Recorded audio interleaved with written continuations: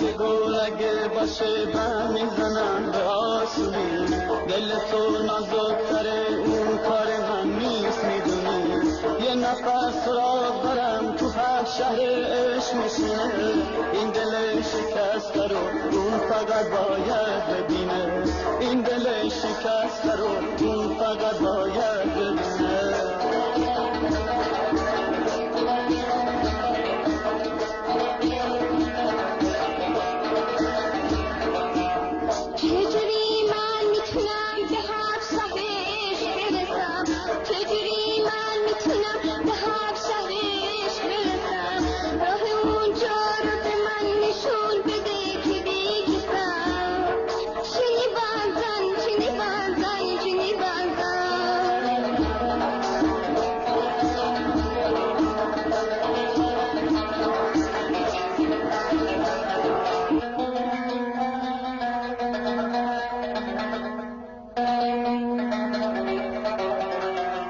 اگه هیچ وقت تو دروغ نگی به شهر اول میرسی، شرط دوم اینه که کمک کنی به هر کسی،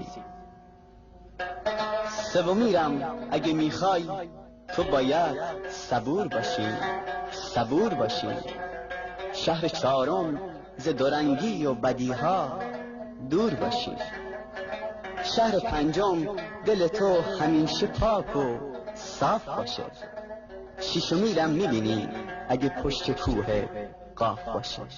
چینی بزن به خدا جون سر این راه میذارم که دارم تمام میشم، امید موندن ندارم، نشونی به من بده که شهر هفتمی کجاست، از همین راست که میگی که راه اون یکی جداست، از همین راست که میگی یه راه اون یکی جداست. چینی بزن چینی بزن چینی بزن.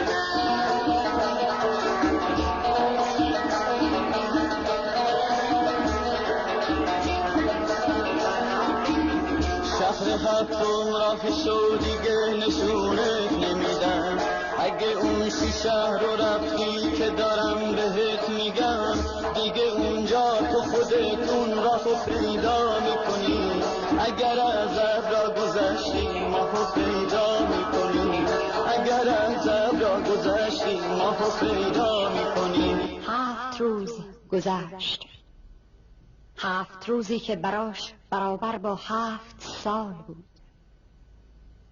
روز هفتم دوباره شنید که چینی بنزن تو کوچه میخوند: چینی بنزن اومده،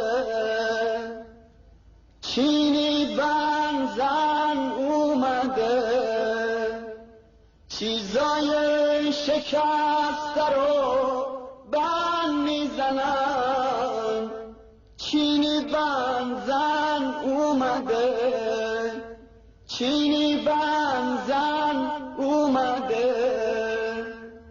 چینی بنزن شهر هفتم رو دیدم، شهر هفتم رو دیدم، اون بهشت موعود و پسندیدم.